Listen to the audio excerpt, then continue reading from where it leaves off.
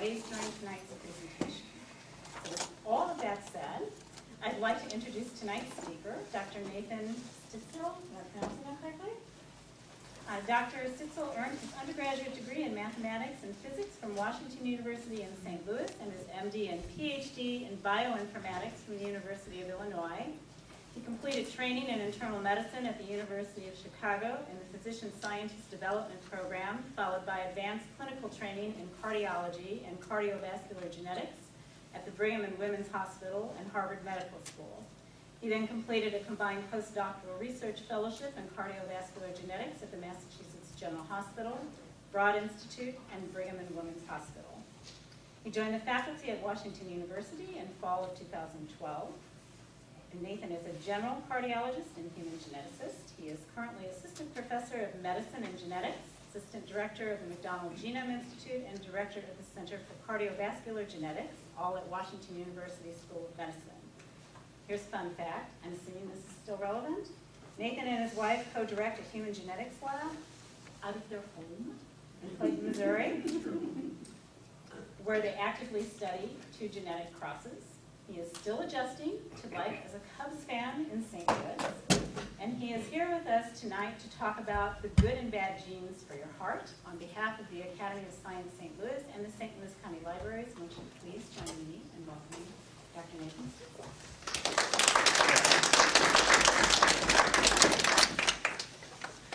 Okay, thanks a lot for braving the weather, and thanks for that very warm welcome. Yeah, I'll try and... You guys can hear me? Okay? Yeah, good. So we'll just jump right in. Again, thanks for that warm introduction, and thanks to tonight's sponsor. So in addition to the Academy, as was mentioned, there are several institutes within Washington University that are sponsoring tonight's program, so we thank them for their sponsorship. I'll start with a caveat, because I get the question at the end of the talk quite a bit. And the caveat is that a geneticist's view of the world is very specific, right? And so I'll try and explain any buzz terms as we go, but genotype is the term for a genetic variant, or a piece of DNA. And so the geneticist's view of the world is that genotype happens, and then there's this big black box, which is the rest of biology. And then that results in phenotype. And so phenotype is what you end up seeing or expressing. And so, of course, there's a lot that goes on between genotype and phenotype, and I won't be dealing with anything that happens in this black box. And so I recognize there's environment, there's epigenetic changes, there's all sorts of things that happen. But again, we'll be focusing on the relationship between genotype and phenotype almost exclusively. So this is where I practice. This is Barnes on the other side of the park. I'll be attending in the hospital in a few weeks. I do that a couple times a year. What we deal with a lot, right, are individuals that come into the hospital with heart attack. So a heart attack occurs when one of the coronary arteries, these are the arteries that feed blood to the heart muscle, get blocked due to atherosclerotic progression. So there's plaque that builds up, and then eventually that plaque can rupture, and it can cause a blood clot, and then that can prevent flow of blood to the heart. And then you have heart muscle that dies. And this is a substantial issue. We see this all the time in the hospital. And it's actually a leading cause of death in the United States. So these are data from the CDC, Centers for Disease Control, a few years back. And you can see that in females on the left and in males on the right, heart disease, of which heart attack is the leading cause, heart disease represents the leading cause of death in the United States. So not to disparage cancer, we talk a lot about cancer, but actually heart attack and heart disease kills more United States adults, and kills actually more adults worldwide than any other disease. So this is obviously something that I feel passionate about, that we should be focusing on. So you might think that we know a lot about heart attack, and I think we do. But after decades of research, right, we have built up this impressive armamentarium of drugs to prevent first heart attack. And it basically consists of aspirin, and it consists of medications to lower your cholesterol. And that's it.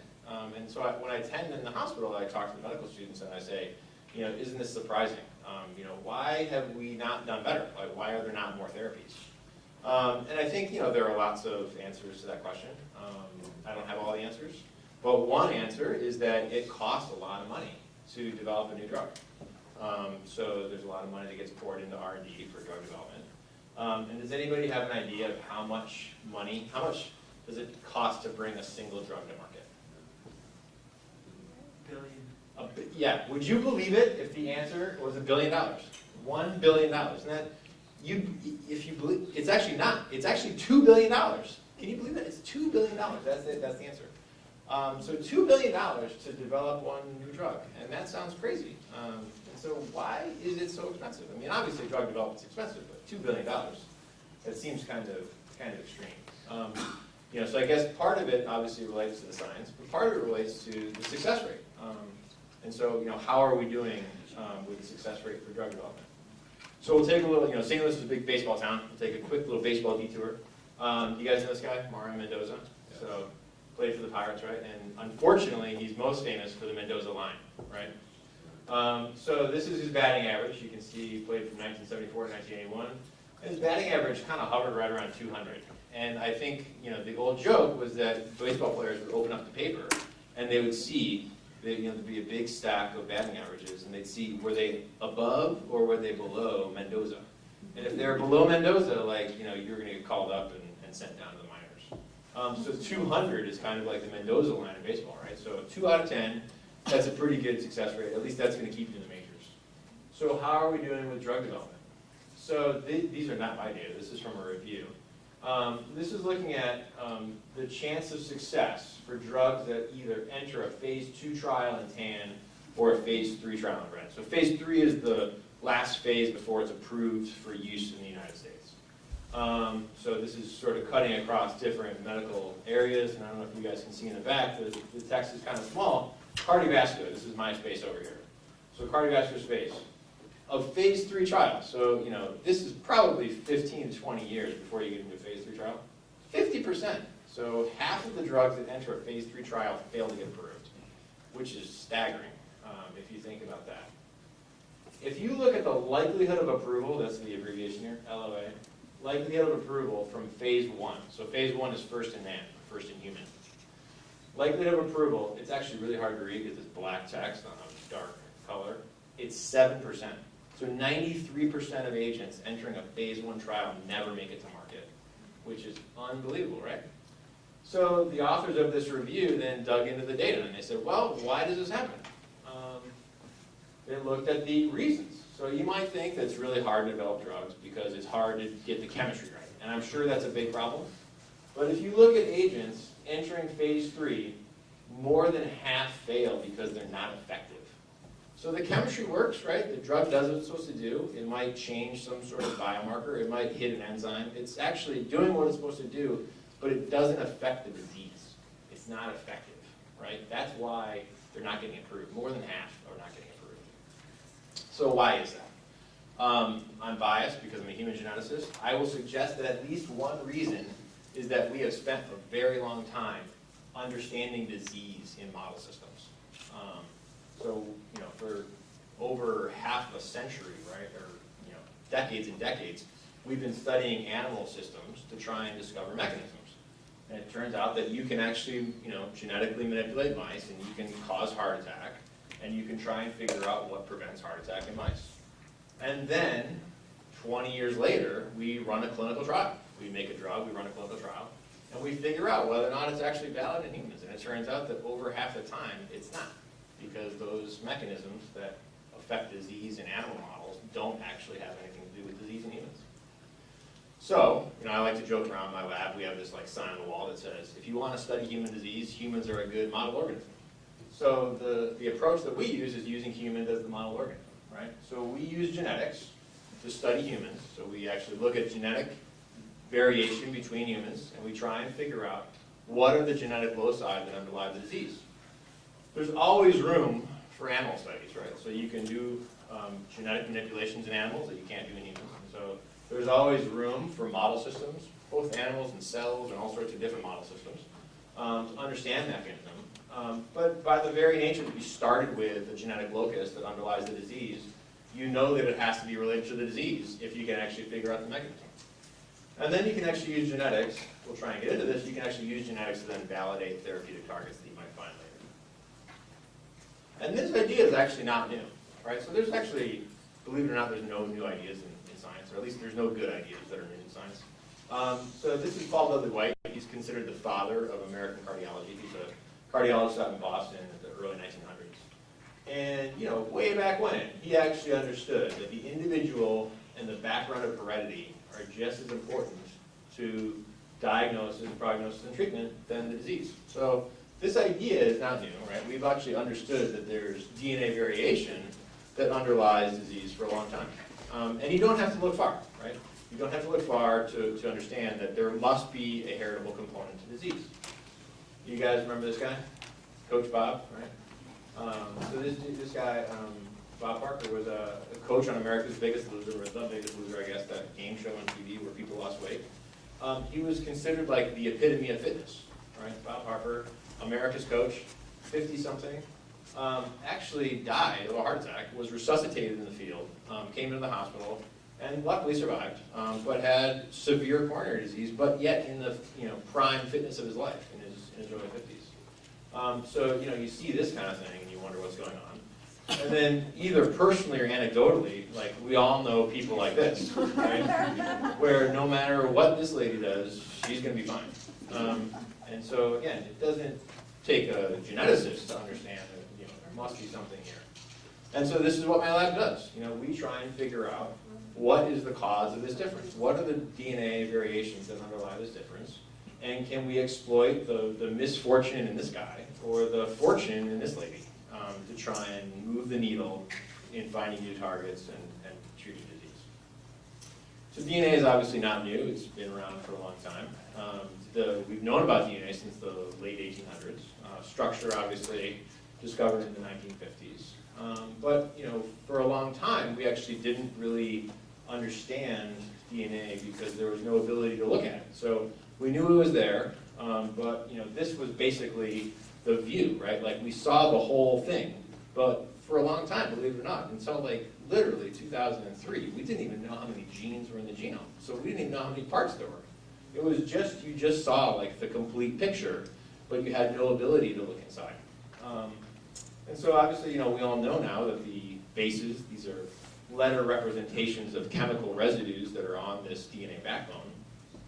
We've all known that these have been flying around, but it's been very, very hard to actually to sequence these because of limitations in technology. So we finally made it, right? And around 2000, the first draft of the human genome was published in back-to-back Science and Nature publications. And we finally now, for the first time, have a map, right? We actually now know how many parts there are in the human genome. We don't know what the parts do, or at least we don't know what all of them do. And that's the next bit of work over the next few years or decades. But at least now we finally have a map and we actually understand what all the parts of, we have a parts list of the human body now, or the human genome. And we've actually also known for a long time, right, that DNA variation can modulate gene function. And so if you think about this sort of knob as regulating the output of a gene. So genes are typically, there's a functional unit of DNA and makes proteins or enzymes or something. And that protein or enzyme or whatever it's making has a function. And you can think that, most people have genes that are doing what they're supposed to do. We've known for a long time that there are people that actually carry mutations that knock out the function of the gene. Right? So there are DNA changes that can actually completely knock out the function. There are DNA changes that can turn that knob down, right? So they can reduce the function. The function's still present, but that can actually be reduced. And then there's different DNA variation that can actually increase. So it can kind of tune that knob up. It can actually increase gain of function. And actually, you might think that these are really, really rare. Some of them are, but actually, we all walk around with lots of DNA variation. This is why we're not clones of each other, right? We're not clones of each other because of differences within DNA. It regulates body size, height, hair color, skin color, eye color. There's 3 billion bases in the genome, right? About 1% of that encodes about 20,000 genes. And all of us carry, if you compare any one of us in the room, if you compare our DNA to what's called the human reference DNA, we all have about 4 million point changes. 20,000 of those lie within that 1%, within those protein coding regions. 5,000 of those alter protein sequence, so they actually change the way the protein is made. And we all have about 20 genes that are totally inactivated because of DNA variation. So, you can actually think of us, we all have each knob each 20,000 genes, there's 20,000 knobs, and they're all set slightly differently, right? This is why we're not clones of each other.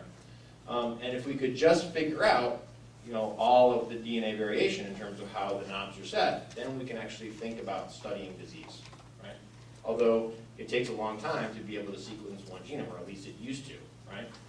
One of the amazing technology advancements over the last, say, 15 years has been the advancement of DNA sequencing technology. So this is the original system, sort of back in the early 2000s. This is just after the human genome was finally mapped. At the time, it took about $150 million to sequence a genome. That was a genome, a single genome. It took 5 years, right? So fast forward to today, 2018, it's under $1,000, takes about 3 days, and we can do 42 at a time, which is like unbelievable, right? I mean, 150 million to less than 1,000. So, if you think about comparable cost reductions in 2004, so my son is 9, he loves cars, right? He loves Lamborghinis. 2004, Lamborghini, about 280 grand. Today, it'd be $140. It's amazing, right? My daughter loves Legos, and I looked this up. This is like a really popular Lego set. This is the Harry Potter thing. 2004, 120 bucks. But 2018, see, Legos, they don't follow depreciation because they don't make this anymore, and so now it's $1,000. So it's a trick question. So anyway, we now have the ability to sequence DNA rapidly, sequence lots of DNA. We can actually understand now lots of different people. At WashU, we're actually leading a project where we're sequencing about 30,000 people, every base of their genome, to try and understand heart disease. So now we have the ability, again, to look into people's genomes and try and figure out where all those knobs are set. And this is basically the fundamental challenge that we face in human genetics. What genetic changes relate to health? What genetic changes relate to disease? The major study design that we use in the population are genetic association studies, where you try and get a bunch of people that look like Bob Harper, right? A bunch of people that have heart attack. You try and find, ideally, a bunch of people like Betty over here, who are sort of serve as healthy controls, and then you basically ask, go across the genome, and you say, at what points in the genome do these two groups differ? It actually takes, quite a bit of people, because a lot of the effects that we look for, a lot of the effects that we find are actually quite modest or quite small. And in this example, you take a single spot in the genome, so it might be variable between two different bases, A and G, and you try and figure out, okay, people with heart attack, do they have more A's or more G's, and you look at the controls. And obviously what you're looking for is you're looking for a risk of disease that varies with genotype. And there's a statistical framework for figuring out, is this surprising? You do this for, I don't know, millions or billions of spots across the genome, and then at the end of the day, you try and replicate or try and convince yourself that what you found is significant. So this probably doesn't project very well in the back of the room. But this is, these are data. You can go online. This is called the GWAS catalog, Genome-Wide Association Study Catalog. So back in 2005 was the first study that looked across the entire genome for a complex disease. And this was age-related macular degeneration back in 2005. And so the way this plot works is there's a circle there, if you can see that, like a little yellow circle. This is chromosome 1, chromosome 2, chromosome 3, all the way down across all the chromosomes. And there was one finding. And so there's a circle there, and the yellow has to do with like ocular disease. And so every circle is a different category. And we'll fast forward through the years. So 2006, we've got a couple more spots. 2007, things start to take off. So now you can see these are different diseases. These are different categories of diseases. But we're now finding different spots in the genome that relate to disease because we have the ability to do more and more people in the genetic association test. So 2008, 2009, 10, 11, now we're really starting to take off because now the genetic association studies are getting larger and larger, so we're able to find those knobs that are set slightly different, and they actually contribute a little bit to disease risk. And then you can see that as we go through the years, wow, my computer got overloaded. There's so many spots. We get all the way up now to 2018, and there are now thousands, literally thousands of spots across the genome that are related to, you pick it, if you know what it is, there is an association for it. So diabetes, asthma, lung disease, heart disease, blood pressure, cholesterol, brain brain size, toe size. I mean, if there's a trait and somebody studied it, they probably have an association for it at this point. So basically, there's, again, thousands of spots across the genome that relates both traits and diseases. And so what are some of the things that we're learning about them? Well, we're getting insights into causal pathways. And so I'll tell you a story about whether or not good cholesterol is actually good. So take another little side detour into cholesterol. So fat is not water soluble, obviously. You guys know that. And so fat is actually, but you got to carry it around because your body needs fat. So how do you carry it around in your bloodstream? Your body packages it into these things called lipoproteins. And so this is a mixture of protein and lipids. There's actually fat in the middle of this thing with a phospholipid bilayer, and then lots of different proteins. And depending on the protein, and depending on the size and the density, we have different lipoproteins. So they range from chylomicrons. These are the things that come in from your gut when cholesterol gets absorbed. And there's a metabolic system in which these things undergo repackaging. And when you get your cholesterol test, your doctor says, well, you've got bad cholesterol. That's what LDL is referred to. You've got good cholesterol. That's what HDL is referred to. And then there's these things called triglycerides. That's basically kind of like everything else in the lipids. And the reason why LDL was originally called bad cholesterol is that in epidemiology, increasing levels of LDL were related with increasing levels of heart attack. So this is like from the original Framingham study. If you guys ever heard about Framingham, it was a population study out near Boston. HDL cholesterol was called the good cholesterol because it had the opposite relationship. So higher levels of HDL related to lower levels of heart attack. So people said, well, maybe that's good. We should try and raise HDL. Triglycerides actually, in humans, are inversely related with HDL, in part because of the biochemical pathway for metabolizing those. And triglycerides were kind of ignored because it's a pretty messy signal. So if you eat, they get chylomicrons as they're coming in from the gut. They go up and they come down. And so epidemiologists kind of ignore triglycerides for the most part and focus mostly on HDL, calling that the good cholesterol. But it turns out that if you look at genetic variation that underlies these levels, if you have DNA changes that relate to higher LDL level, you have a higher risk of heart attack. If you have DNA changes that relate to higher levels of HDL, your impact on heart attack risk is flat. You actually do not have an increased risk of heart attack if your HDL is elevated due to genetics. Now, there's lots of reasons why your HDL may be elevated or decreased that do not have to do with genetics. So we think HDL is actually a marker of lifestyle. But then, surprisingly, what we found was that DNA changes that increased the level of triglycerides also related to increased levels of heart attack, suggesting that LDL and triglycerides were actually in the causal pathway for heart attack, and that HDL was not in the causal pathway for heart attack. Again, so if you raise HDL, your risk of heart attack does not go down if it's raised because of genetics. If that makes sense. And it turns out that this has in some part, actually borne true in therapeutic trials. So there are multiple therapies that lower LDL cholesterol and reduce the risk of heart attack. So statins, going back to the 80s, PCSK9 inhibitors were approved last year. Ezetimibe was approved in the 2000s. So all of these lower LDL cholesterol, and they all reduce the risk of heart attack, and there's actually others in development now.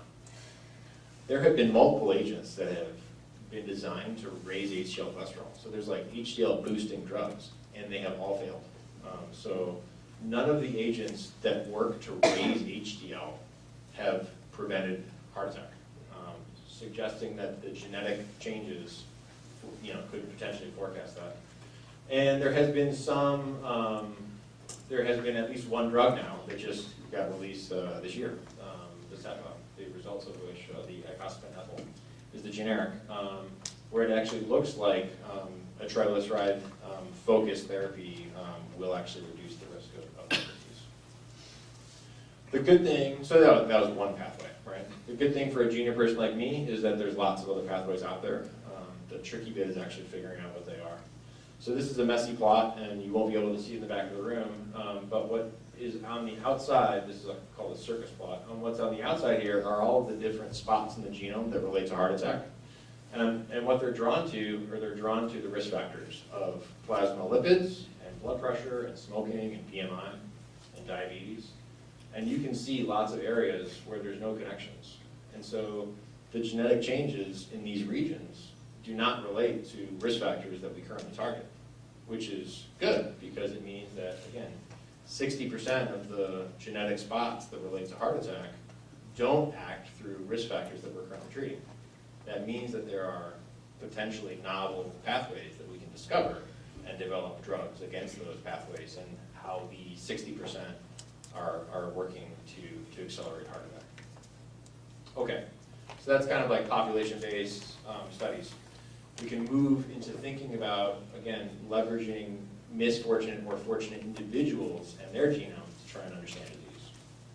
And I'll tell you a story about aortic dissection. So the aorta, as you may know, is the main blood vessel that leaves the heart. So blood gets pumped out of the heart, it goes over the aortic arch, it feeds blood to the head and the arms before it comes down to the abdomen and feeds blood to the legs. This is sort of a zoomed in version where the heart's been removed. The heart sits down here. This is the aortic valve. Again, these are the three main branches that go to the head and the arms. And this is called the aortic arch. So typically it's a nice sort of smooth vessel. And then in some individuals, mostly due to genetic changes, there can be aneurysms. So that's when the blood vessel gets very, very large due to sort of a weakened wall. And the main danger is that you can actually have a dissection, which is when blood enters the wall of the blood vessel and sort of splits the blood vessel open. And then, of course, the major concern there is that the blood vessel can rupture. So a few years ago, there's a gentleman that came to the clinic with this condition. So actually had a dissection. So his aorta dissected. He went to surgery. He survived, which is good. And then we took his family history. And his family history is shown here. So this is a pedigree for those of you that don't look at this, typically. So squares indicate men, circles indicate women, lines indicate relatedness, and generations are drawn horizontally. So this is a woman, she married a man, they had 2 boys. This is the guy that came into clinic at age 35, had this condition where his aorta kind of split open. And individuals who are shaded in are affected, meaning they kind of have the family condition. And the arrow indicates the proband, or the individual that comes in. So this guy came into clinic, we took a family history, his mother actually had the same thing. Aunt had something very similar, that's why she's gray and not totally filled in. And then he had 2 first cousins, right? So this is his aunt, and then these are 2 first cousins on his mother's side, and these 2 first cousins also had the same thing. So we set out and we actually sequenced the entire genome of this guy and the entire genome of one of his cousins to try and find a new gene. He did not have any known genetic cause, I should say. And we actually ended up mapping a new gene for this condition, this enzyme called lysoloxidase. And it was very hard to figure out at the time whether or not these 2 individuals had a mutation in that gene because they're related, right? These guys share an 1/8 of their genome because they're related. So we weren't sure if they were sharing this mutation in this enzyme because they were related, or if it's because it caused disease.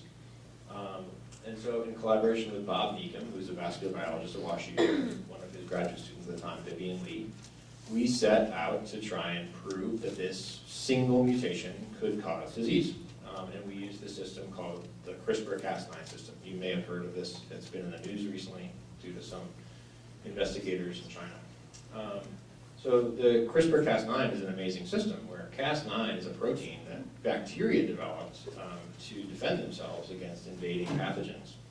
And what the protein can do is it actually uses RNA, so RNA is a copy of DNA. It actually uses RNA to hone specifically to a single spot in the genome. And then it's able to actually unwind the DNA and actually cut the DNA. So it cuts both strands of the DNA. DNA is a double-stranded molecule. It cuts both strands of the DNA, but it does it at a very precise location. And that precise location is driven by this RNA. So you basically can design the RNA that you want, and you can basically, it's kind of like calling in an airstrike, right? You basically give the coordinates, and then this Cas9 shows up, and the Cas9 just chops the DNA at that specific spot. It's quite specific, which is really cool technology. The cool thing about it is that you can actually give it a repair template. And so if you want to make a double-stranded cut and just sort of destroy the DNA, you can do that. But you can also give it a repair template, and you can actually literally rewrite the DNA at that spot. And so this technology, which is actually only a few years old, has now like revolutionized genetic engineering in the lab, because now we're able to literally rewrite parts of the genome that we want to rewrite. We did not do this in humans, which is good, but we did take a mouse. And so we took a mouse, it was normal, sort of, inbred strain that you can obtain from a commercial company. So we took a mouse that's normal, and then we edited the genome at a specific spot. And we only made one change in the entire genome of the mouse, and we made it to correspond to the mutation in this family. So we figured out the mutation in this family, and we wanted to design a mouse, and so we actually made a mouse that had, again, totally genetically identical except for a single letter of DNA was different. So first we looked at the normal mice, and this is with the heart removed. This is the aorta. It's obviously not yellow in real life. This is yellow latex that's been injected into the aorta to visualize it. And so you can see just like that picture I showed you, where the heart's been removed, and this is the arch, these are the head vessels, and the aorta goes down to the legs. These are mice that are genetically identical except for one base pair change.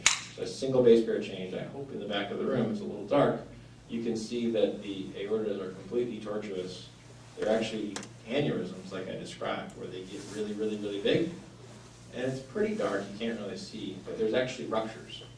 And so there's, the aorta is weakened to the point where it ruptured.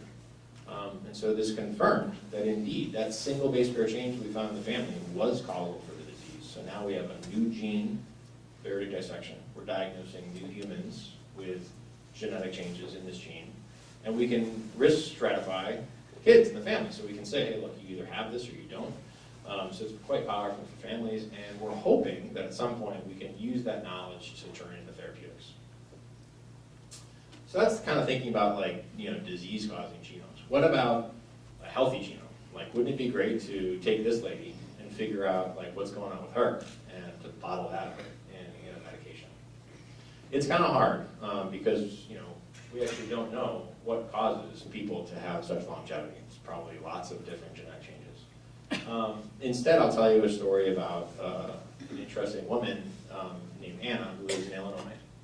And at the time, this is 20 years ago, she was working at Purina, the company in town, and she was having blood drawn for cholesterol screening at the company. So a lot of companies do this, right? Some of you may actually get your cholesterol checks at your company. And she had a very interesting cholesterol profile. So she had a total cholesterol of 60, which for those of you that have cholesterol taken, that's low. Her bad cholesterol was 37. Her triglycerides were 19, and her good cholesterol was 18. So again, for those of you that don't know, these are spectacularly low. These are well, below the, 5th or 6th standard deviation, below the mean in the United States. And the physician that was running the cholesterol testing at Purina sent her to this guy who has since passed, but this guy's Gus Schoenfeld. So Gus ran at WashU what was called the Lipid Research Clinic. And Gus had a clinical interest in individuals that have this condition. This condition is called hypolipidemia, so very low cholesterol. And so Gus was interested in her and recruited her entire family. So again, this is a pedigree. This is Anna here. She's got 10 siblings, or she is one of 10 siblings, and her parents are here. And it turned out that Anna's mother, so this is 10 years later, now we know the answer. Anna's mother had a single gene mutation that disrupted a copy of this gene called ANGPTL3.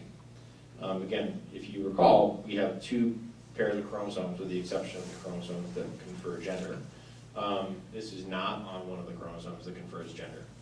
So she had a normal copy, and then she had one of her copies of ANGPTL3. She had a mutation that disrupted the gene totally. Anna's father actually had a different mutation in the same gene. Also had a normal copy, but had a different mutation. So there's an orange mutation that disrupts ANGPTL3, and there's a blue mutation that disrupts ANGPTL3. So ANGPTL3 is a gene that makes a protein that's made in the liver, and it circulates in the bloodstream and it interacts with these things called lipases, which are part of the metabolic cascade for metabolizing cholesterol. And so they both had the normal copy, and then they both had a copy that didn't work. And it turns out that Anna's dad, as you might expect, it's a 50-50 chance, you know, of the kids. Did the kids get the normal copy, or did they get the copy that doesn't work? So 50-50 chance, and Anna and 4 of her siblings inherited the dad's mutation, and lo and behold, Anna and 5 of her siblings inherited the mom's mutation, but Anna and 3 of her brothers inherited both. So they don't make this protein. They've never made this protein called ANGPTL3 because both of their copies of ANGPTL3 don't work. So they've never made it their whole lives. And so Anna and her family were literally instrumental in not only discovering this, but they're still participating in research at WashU to try and understand the complete effects. But it's totally amazing, right? So if you have complete loss of this protein called ANGPTL3, you have very, very low cholesterol, and we actually now have shown that there's a very, very low chance of having a heart attack. There's no obvious adverse side effects. And there are now, this is nothing that I'm related to, but there are 2 therapeutic agents that target this that are now in development, and we think that they're going to work because, like I said at the beginning of the talk, we used human genetics to figure out something that was related to human disease, and now we actually know that this protects against human disease. That's pretty exciting stuff. Of course, DNA variation that disrupts genes is not the same as a drug, right? So I'll be the first to admit that. So you might ask, well, like, you know, what evidence do you have that this sort of pie in the sky approach is going to work, right? Like, you might have DNA variation that protects against disease, but then when you develop a drug, maybe it's totally different. And I'll tell you the story about cholesterol cholesterol absorption. So you can't see this in the back of the room, but this was something I did last night. I went on Google Images, and I searched St. Louis food. And guess what pops up, right? All your favorites. So it's like toasted ravioli, and it's pork steak, and it's St. Paul sandwich, and pizza, Imo's pizza. And so obviously there's a lot of cholesterol here, and you might wonder, like, how does your body ingest the cholesterol? Maybe you don't wonder that. I wonder these kind of things. It turns out that there's a protein. There's made by a gene. So the gene is called NPC101. The protein is called NPC101, and this actually lives in the gut. So the protein sits in the gut, and it's actually the main mechanism by which the body absorbs dietary cholesterol. There's a drug. There's a drug that inhibits NPC101. So this is a block symbol. There's a drug that inhibits NPC101, and it's actually been approved since like 2003 or 2005. It's called ezetimibe. That's the generic. And ezetimibe has been, for a long time, it's been recognized that it lowers LDL. I won't get into the debate, but there was a debate for a very long time as to whether or not ezetimibe actually would reduce the risk of heart attack for lots of different reasons that we can get into later if you want. So the gold standard for figuring out if inhibiting a drug target is going to work, right, is that you actually develop a drug that blocks this target, whatever this target is in your biochemical pathway of interest. You develop a drug, you give that to a whole ton of people, you give a sugar pill at the same time or a placebo, and then you follow these people over years and years and years, and you ask 2 questions, right? You ask, is it effective, and is it safe? So this is definitely the gold standard. These drug targets, right, they have to be made somehow. So these are like body parts, right? And a body part has to be made, and it has to be made using some sort of instructions, and it turns out those instructions are DNA. So you can think about people that have, like, they're making the drug target normally, whatever this drug target is. You can think of them as basically having a placebo. And you can think of people that have mutations that knock out the function of that drug target as taking a drug, because the vast majority of drugs are inhibitory. It's really hard to make a drug that, like, activates an enzyme. It's like, I shouldn't say really hard, but it's a lot easier, I think. I'm not a chemist, but it's a lot easier to make a drug that inhibits something. So again, you can think of people that have a mutation that knocks out this copy of the gene as they're taking a drug their whole lives. And you can ask the same 2 questions over these people's lifetimes. You can say, is it effective and is it safe? So cut to the chase, we took a huge number of people. We took over 100,000 people, and we looked in their DNA for changes in this gene. And we actually identified about 100 people that had gene-disrupting mutations in this gene called NPC101. This is a protein cartoon. This is the gut side. This is the cell side. And we actually found all of these different colors, meaning different mutations. And we found about 100 people that had mutations in this gene. And when you compare those people with people that don't have one, if you had one of these, you have lifelong lower levels of cholesterol, and you have a lifelong reduction in the risk of heart attack, suggesting that if you take a drug targeting the same thing, it should work. And about 6 months after we published our paper, there was a big trial that came out. 15,000 people were randomized to receive ezetimibe or placebo on top of statin, and ezetimibe lowered LDL cholesterol and reduced the risk of heart attack. So suggesting that actually that framework of identifying individuals who are kind of knockouts for certain genes actually does work. Okay, so I think we're doing okay on time. This is the last little vignette that I'll tell, which is thinking about moving from discovery, so moving from kind of identifying spots in the genome, to thinking about using that on the flip side. So thinking about using genetics to identify people who are at high risk, not trying to figure out why people are at high risk, if that makes sense. And a lot of people get freaked out. They think this is kind of like Gattaca, right? So Gattaca was a pretty bad movie back in the 90s, where there's like, genetics is destiny, or there's some tagline. And it turned out that like your job was based on your DNA, and like it was kind of cheesy. Ethan Hawke was in his kind of romance thing. But it's not Gattaca, right? Because every day in the hospital, we use genetic information to inform therapy, right? So we don't give blood randomly. We give blood based on your blood type. And we don't use genetics to figure out your blood type. There's easier ways to do it, but we could, right? Your blood type is based on genetics. So that's a single gene locus that informs therapy every day. And we actually, believe it or not, every day in the hospital, we use information from across the entire genome, right? One of the very first things you learn in medical school is taking a family history. And family history is wrapped up in a lot of things. So there's like, families that smoke tend to smoke. So there's lots of environmental things within families, but obviously there's lots of shared genetic information. And so we do use genetic information from across the genome every day by ascertaining family history. So it's not super far-fetched. It's not sort of super sci-fi. But really we want to do better than just asking family history, because number one, a lot of people don't know their family history or might be inaccurate. And so we really want to use genetics to sort of more precisely predict somebody's risk for disease. And that's, how do we do that? Well, for a heart attack, right, we can take all of the positions across the genome that associate with a heart attack, and then at each position, you basically say, are you more like Bob Harper, or are you more like Aunt Betty? And you add those all up. So there's a whole bunch of spots now across the genome that associate with heart attack, and you add them all up. At each one, what do you look like? And it turns out you can make something called a polygenic score, or a genetic risk score, and it's normally distributed in the population. And you can arbitrarily divide people if you want. We did this in a study a few years ago. We just said if you're in the bottom part of the bottom 20% of the distribution, we'll call you low risk. If you're in the top 20%, we'll call you high risk, and everybody else will just say, I don't know, you're medium risk.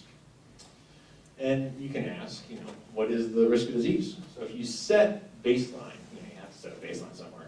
So if you set your baseline at your low risk, people of intermediate risk of disease have about a 34% increased chance of having a heart attack over their lifetime, and people who are high risk, 70% increased chance. So this is 20% of the population, 70% increased risk over their lifetime of having a heart attack. So it's not in the clinic yet, but maybe sometime soon we'll start to actually be able to sort of think about these things intelligently.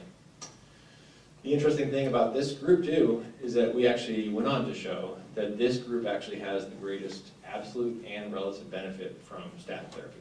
So you might think like, well, you're at such high risk, you can't do anything about it. But in a study that I was not involved in, it's been shown that lifestyle can modify this risk. And then we showed that statin therapy can also modify this risk. So to wrap it up, hopefully I've convinced you that human genetics is a useful tool in cardiovascular disease for studying cardiovascular disease. We can identify novel genes and pathways. There's lots of novel genes and pathways yet to be discovered.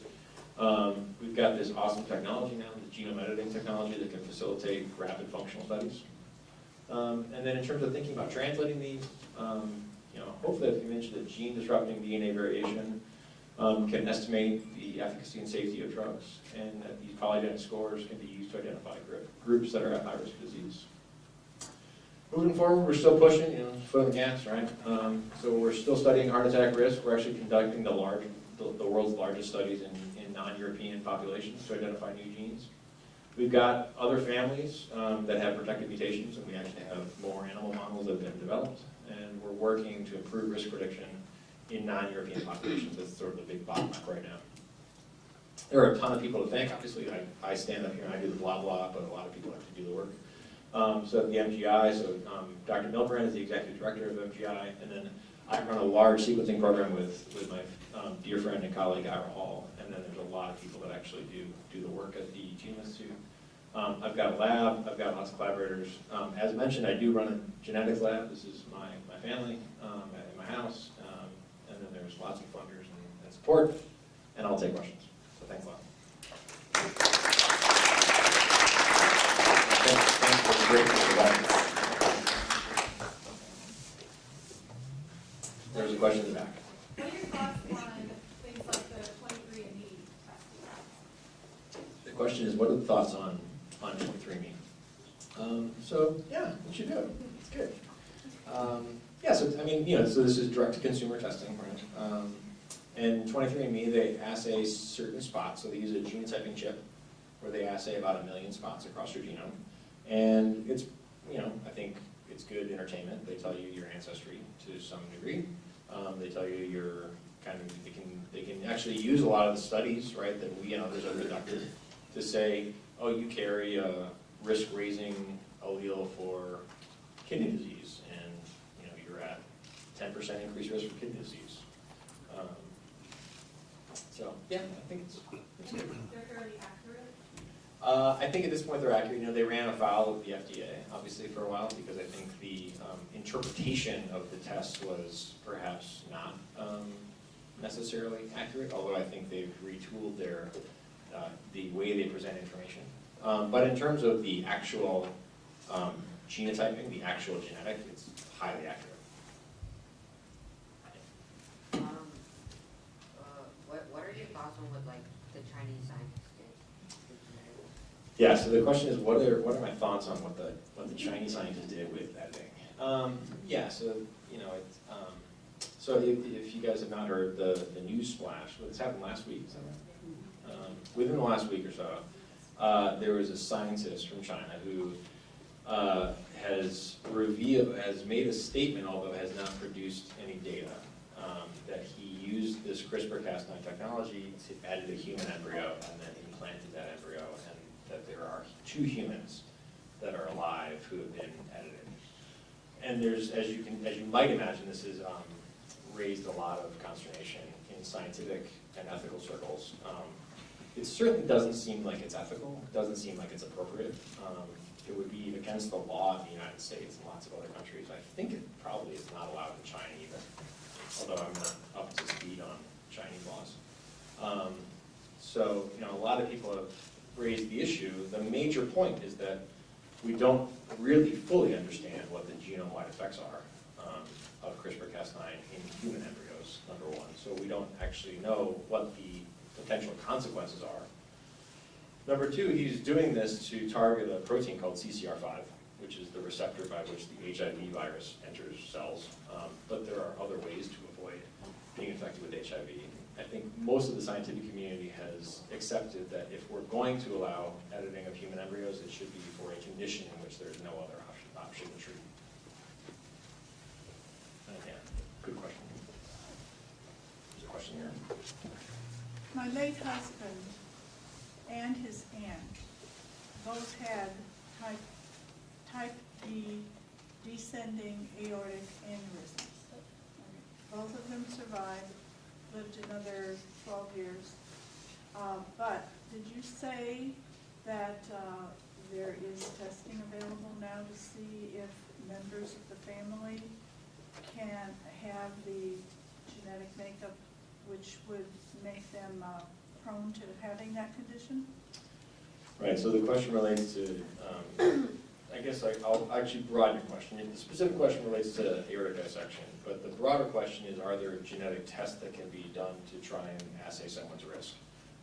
For conditions in which we think they are under the control of a single gene, so aortic dissection is a condition in which, like the pedigree I showed, there's a single mutation that causes the difference in disease risk in the family. For conditions like that, in which we understand the genetic basis, there are genetic tests that are available. We almost always have to test somebody that actually has the disease to figure out what we're looking for. It's almost never practical to take someone in the family who doesn't have the disease and then to test them to figure out are they at risk or not at risk. And has to do a lot with the fact that the tests are not 100% clear in terms of how we interpret them. For other conditions, and that holds true for aortic dissection, and there's heart issues like heart, dilated cardiomyopathy, or heart muscle problems, there's arrhythmia problems, and there's lots of different genetic tests for all these. For other conditions that are under the influence of multiple genes, like coronary disease, the vast majority of coronary disease is not a single gene mutation. It's hundreds or potentially thousands of spots across the genome. We don't have genetic tests for that yet.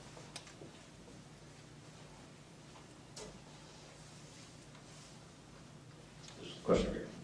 Are all the therapies, you guys researching drug therapies, or are they all different types of therapies? So the question has to do with are the therapies that we try and research, like drug therapies, or are they potentially different types of therapies? And I guess maybe you'd be getting at biologics or some sort of other type of immunomodulatory therapy or something like that. And I'll say that we actually don't develop drugs in my lab. Most academic centers are not set up to have the infrastructure to develop drugs. And what we try and do is we try and just promote targets. And so we try and build the case, build the sort of evidence case base for targeting something. And then how it ends up getting targeted, if that's a drug or if it's a monoclonal antibody or if it's, there's now RNA interference, there's antisense oligonucleotides, all sorts of different approaches to doing drug development, which are sort of out of our hands just because we don't have the infrastructure for doing that. So again, we're just trying to build the evidence for going after specific targets. Another question. What is it you do at home? Oh, that was just a joke. So we have mouse colonies, right? And so not in my house, at work. Research ends up in very strange places sometimes. It is true. So yeah, I read some article about kids that are like buying lab equipment that are like off of eBay. It was just a joke because so at work we have mouse colonies and we call genetic crosses. And so I was just joking about I was making a disparaging comment about my children calling them genetic crosses. Question over here. Are all the statin drugs alike, or are there variations? Yeah, so the question is, are all the statin drugs alike, or are some of the statin drugs different? So it's kind of like largely sort of variations on a theme. They're definitely different. They have different potency. They have different side effect profiles. They have different interactions with medications. And so they all do target the same enzyme, right? So they all target an enzyme called HMG-CoA reductase, which is the mechanism by which cells actually produce cholesterol. So that is the common, and then there are sort of nuanced differences among them. Another question here. Are most cardiovascular diseases hereditary? So a great question. So the question is, are most cardiovascular diseases heritable? And the answer is yeah. So actually, the vast majority of cardiovascular diseases have a heritable component. The heritability of heart attack is estimated to be 50%. So there's obviously lots of environmental influences. So smoking is the big one. We tell everybody that smoking is basically like taking sandpaper and rubbing it on the inside of your arteries. So it sets up inflammation and it sets up a wound response within the arteries. So smoking is the big one, but then there's also things like dietary and other influences, but a lot of it is heritable. And then if you look at traits, actually lots of human traits are actually quite heritable. So you may know that height actually is like 80% heritable. So there's a big there's a big environmental component. If you have malnutrition or other things, you can actually affect height. But a lot of height and human traits are highly heritable. Good question. Can genes mutate after you're born? Yeah, so the question is, can genes mutate after you're born? And yeah, definitely. So, so there are two types of genetic variation largely, okay? We study what's called germline variation. So this is basically variation that you were born with, right? That, you know, there's a sperm cell and there's an egg cell, they come together, and then that is you, and that's your germline. Every time DNA gets copied, there's a chance for making a mistake, right? It's imperfect because, you know, you might think like all these mutations that I talk about, like where do they come from? I mean, they have to come from somewhere, right? And they actually come from the process of copying DNA. So every time a cell divides, the DNA has to be copied, and there is a very, very, very, very, very small chance that the enzyme that copies the DNA makes a mistake. And that's how DNA variation gets introduced in the population, and that happens within all of us. So within all of us, every time a cell divides, there's a very, very, very small chance that the DNA makes a mistake. And largely, this is actually how a lot of cancers end up forming, right? So cancers have what's called somatic mutations. So we study germline mutations. That's, again, DNA variation is present in every one of your cells. And if there is for instance, within the blood pool, there are stem cells that are constantly repopulating. If one of them actually has a mutation, that's called a somatic mutation. So it's no longer, you know, you wouldn't find that same mutation in your skin, for example. And if that somatic mutation hits a cancer gene, then you might be off to the races and form a cancer. Question here. So in which area have you had the most success, like cardiovascular or cancer, you know, or where has it been used, or where is it being used widespread or widely? Yeah, so the question is, in what areas has there been more success? So I don't, you know, it's hard to know what more success means. You know, certainly the oncologists were sort of the first to grab on to the genomic technology.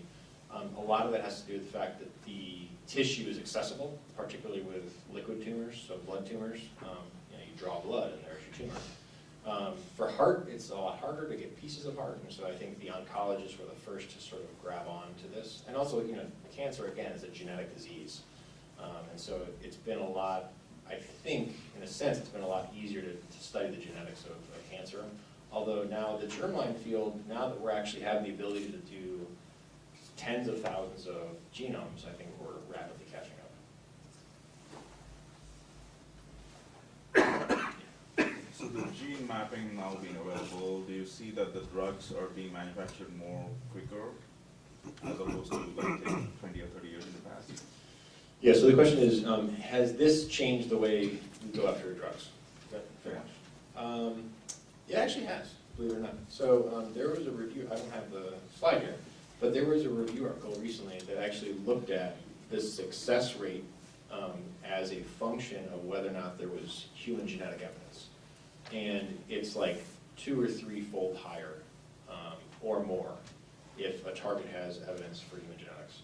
And there's this drug, PCSK9, I mentioned it, so you may have heard of these drugs. They're injectable monoclonal antibodies against a protein called PCSK9. PCSK9 was actually first found in a human genetic study in 2003, and it's now on the market. And there's now outcomes trials that just came out that show that PCSK9s reduce the risk of heart attack. And that was completely based on human genetic observations.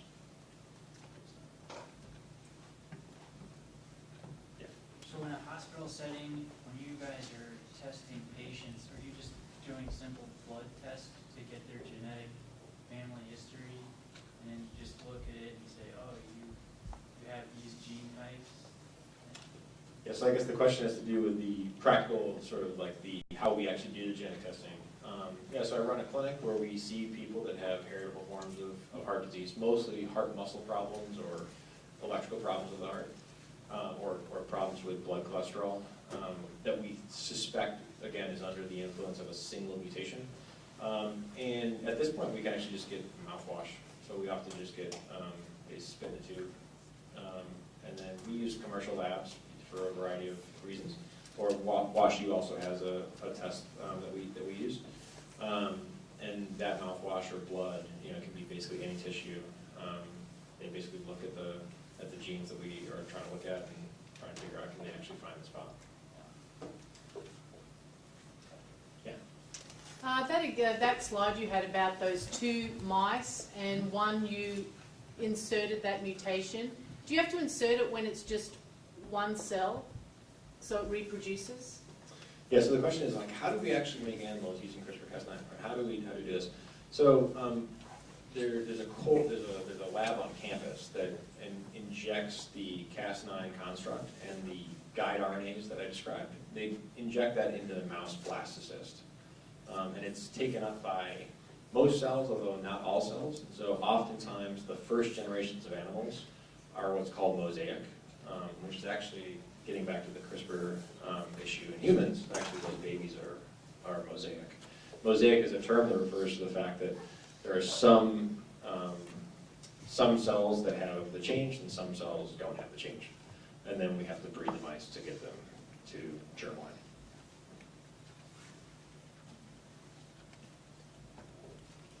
Thank you. Okay, thanks so much.